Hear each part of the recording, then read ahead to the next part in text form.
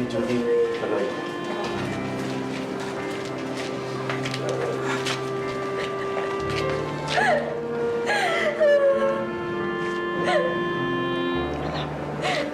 Kumaan mo kayo sa bahay.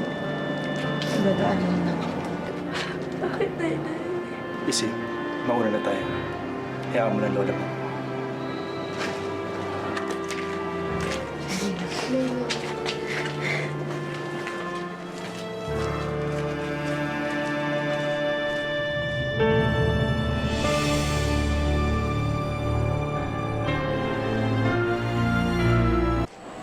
Gusto ko si Kuya. Natural. Nasaktan siya sa pagkawala ng asawa niya. Ayaw na lang muna natin. Makakabangon din mo. Sa awa ng Diyos. Huwag kang mag-alala, Ma. Magkakaroon ng justisya ang nangyari kay Ate Cynthia. Wilson siya na yan. Buhay siya. Alam ko buhay siya. Hahanapin ko siya. Papalikan ko siya. Para kay Kuya. Tama na! Ayoko na! Iwasan mo ng taong yun! Mapanganib ang taong yun!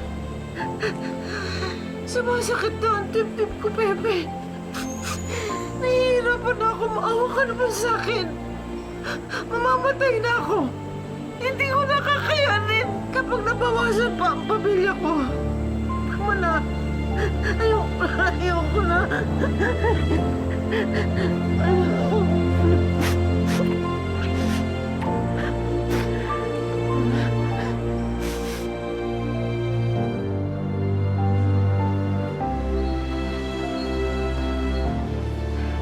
Daddy?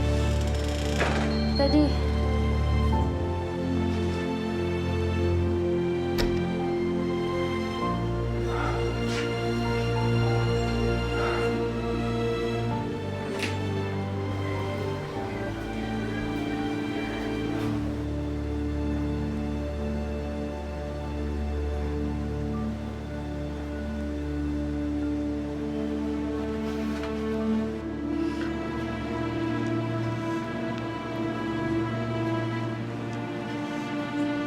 Daddy, baka di pa dapat natin iniwan si Nanay sa sementeryo. Ayaw niya naman ako makasama eh. Hayaan mo na siya, Isi. Hindi naman po ganun si Nanay. Hindi naman ako naiintindihan ni Mama eh. Kailangan pa si Cynthia magpaliwanag sa kanya.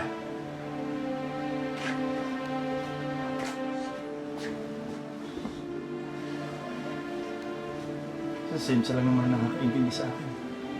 Kahit siguro ikaw, pagpapapiliin ka, mas pipiliin mo lola mo kaysa sa akin, ano? Daddy, hindi po totoo yun. Isip mo, di ba? Hayaan mo na ako mag-isa.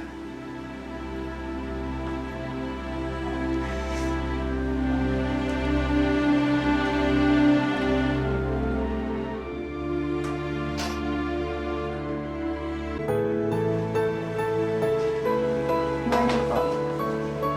Kaloy, gabi? Ano ka ba? Papasok ka na. Kaya mo na ba? Nalulungkot po kasi ako dito sa bahay, Nanay, kaya mas gugustuhin ko na lang pong pumasok. Tama si Lizzie. Masyadong malungkot na dito sa bahay na to. Kahit ako, babalik na rin ako sa opisina bukas. Kaloy, naibalik naman sa atin ang pera ng papa mo. Gusto mo magnegosyo na lang tayo? Ayokong bumabalik ka pa sa mga Balbuena. Ayokong nagtatrabaho ka pa sa mga Balbuena. Pambihira, eto na naman ba tayo, Ma? Kaloy, iniisip ko lang naman ang kapakanan mo. Bakit, Nanay? Huwag mo sabihin pati si Lizzie gusto mo idamay dito. Wala ko sinasabi sa anak mo. Ang bihira naman, oo. Alam mo naman ito, Ma. Namatay lang si Cynthia. Kukontrolin mo ng buhay ko. Pati ba naman anak ko, kukontrolin mo na. Ikaw na ba magdesisyon para sa amin, Ma? Daddy.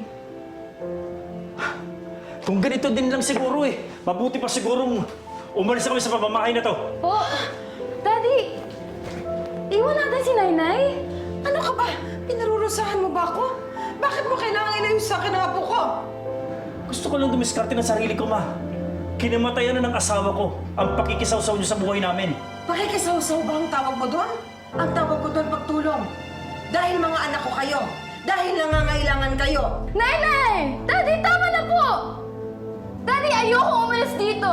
Dahil tatlo na nga lang ni Nanay ang pamilya, maghiwalay pa ba tayo? Please, Daddy, ayusin niyo na lang to! Sigurado ako, malungkot si Mami sa nakikita niya ngayon sa inyo! Huwag mong dadamay nanay mo dito! Kaloy!